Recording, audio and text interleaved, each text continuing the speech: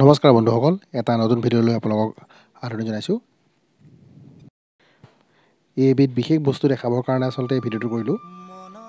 এবিধ আমাৰ দিনৰ এবিধ বিশেষ ধৰণৰ খেলৰ সামগ্ৰী আছিল। আচলতে এক কথাত ক'বলৈ গ'লে এইটো হৈছে এটা কলপটুৰে নিৰ্মাণ কৰা এটা মহ। আমি আগতে এইটোকে টানি পেলাই ঘূৰি ফুৰিছিলোঁ।